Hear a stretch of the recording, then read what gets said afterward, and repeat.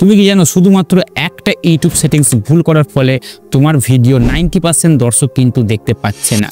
আর সবথেকে বড় ভয়ঙ্কর খবর হলো এটা 2025 সাল, আর 2025 সালে এমন ইউটিউব সেটিংস অ্যাড হয়েছে ইউটিউব স্টুডিওতে, যেগুলো তোমরা যদি ঠিকঠাকভাবে সেভ না করো তাহলে তোমাদের চ্যানেল পুরো শেষ হয়ে যাবে। এই ভিডিওতে আমি তোমাদেরকে সেই সমস্ত ভুলগুলো দেখাবো যেগুলো তোমরা যদি ঠিকঠাক না করো তাহলে কিন্তু তোমাদের খুবই প্রবলেম হতে পারে। আর এমন কিছু ইম্পর্টেন্ট সেটিংস আছে যেগুলো ঠিকঠাক অ্যাপ্লাই করলে তোমাদের চ্যানেলের রিচ অনেক পরিমাণে বেড়ে যাবে। তো অবশ্যই লাস্ট পর্যন্ত মনোযোগ সহকারে ভিডিওটি দেখো, আর চ্যানেল নতুন হয়ে তাহলে চ্যানেলটি অবশ্যই সাবস্ক্রাইব করে নাও এই ধরনের ইম্পর্টেন্ট ভিডিও দেখার জন্য। তো চলো শুরু করা যাক। সবার প্রথমে তোমরা ইউটিউব স্টুডিও অ্যাপ্লিকেশনটা ওপেন করে নেবে, কারণ হচ্ছে আমরা যে সমস্ত সেটিংসগুলো অ্যাপ্লাই করব সেই সমস্ত সেটিংসগুলো কিন্তু ইউটিউব স্টুডিও অ্যাপের মধ্যেই কিন্তু অ্যাভেলেবেল আছে। ইউটিউব স্টুডিওটা ওপেন করার পর তোমরা এরকম একটা ইন্টারফেস দেখতে পাবে। সর্বপ্রথমে তোমাদের বলে দিই, এটা কিন্তু আমার একটা রিসার্চ পারপাসে ইউটিউব চ্যানেল, জাস্ট তোমাদেরকে বোঝানোর জন্য এই চ্যানেলটা আমি খুলে নিয়েছি। ওকে, তো সর্বপ্রথমে কী করবে, এই যে দেখতে পাচ্ছ ছোটো করে একটা লোগো আছে ডান দিকে কর্নারে, এটাতে ক্লিক করে উপরের দিকে, অ্যান্ড এখানে তোমাদের ফার্স্ট অফ অল যে আছে অপশন সেটা হচ্ছে সেটিংসে ক্লিক করবে। প্রথম অপশন পুশ নোটিফিকেশন, এটাতে ক্লিক করবে। এটা কিন্তু খুব ইম্পর্টেন্ট সেটিংস, ঠিক আছে, বেসিক কিন্তু ইম্পর্টেন্ট কেন সেটা বলে দিচ্ছি। এখানে যতগুলো সেটিংস আছে সেগুলো তোমরা কিন্তু এখানে অন করে দেবে। দেখতে পাচ্ছ আমার দুটো অফ আছে, এগুলো তোমাদের অফ থাকতে পারে, সেগুলো কিন্তু অন করে দেবে। আর যাদের অন আছে গুড, ঠিক আছে। কেন ইম্পর্টেন্ট এবার বলে দিচ্ছি। এই যে নোটিফিকেশানগুলো অন করলে তোমরা তোমাদের ভিডিও সংক্রান্ত বিভিন্ন অ্যানালিটিক্স যে মেসেজগুলো আসে, নোটিফিকেশানগুলো আসে, সেগুলো তোমরা কিন্তু ইমিডিয়েটলি তোমাদের ফোনে ঢুকবে, যার ফলে তোমরা চেক আউট করতে পারবে। আর এর থেকে সবথেকে বেশি ইম্পর্টেন্ট হচ্ছে পলিসি সেটিংসটা অবশ্যই যেন অন থাকে। কারণ কি হয়, ইউটিউব কিন্তু প্রতিনিয়ত দিনে কি হচ্ছে নতুন পলিসি নিয়ে আসছে। তোমার যদি এই নোটিফিকেশানটা অফ থাকে তোমার ফোনে এই পলিসির নতুন নোটিফিকেশানটা কিন্তু আসবে না, যার ফলে তুমি বুঝতেও পারবে না যে কি নতুন পলিসি এসছে।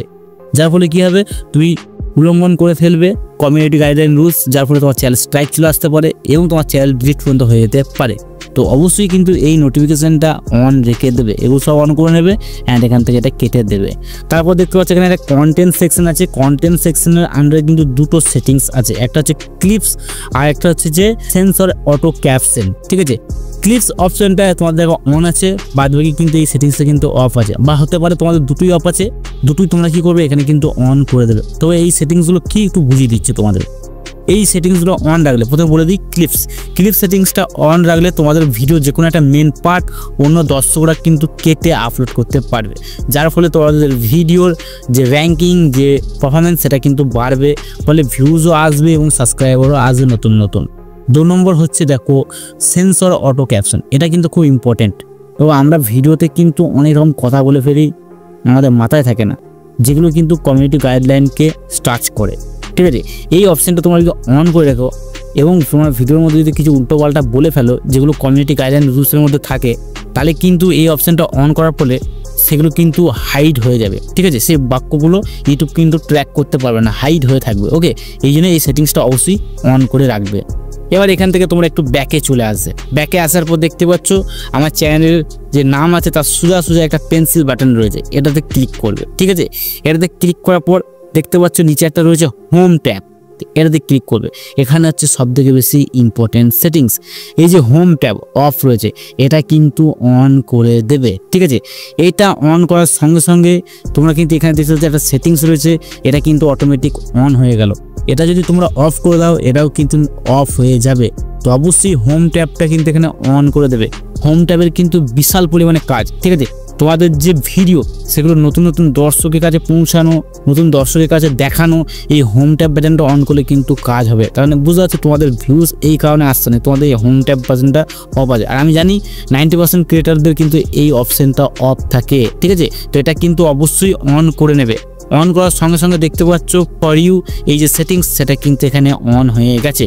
যখন অন হয়ে যাবে তো নিচে দেখতে পাচ্ছ ব্লু কালারে লেখা আছে মোর সেটিংস ছোট করে, তো এইটাতে ক্লিক করবে, ঠিক আছে। এটাতে ক্লিক করলেই দেখতে পাচ্ছ তোমাদের এখানে কত ইম্পর্টেন্ট সেটিংস চলে এসেছে।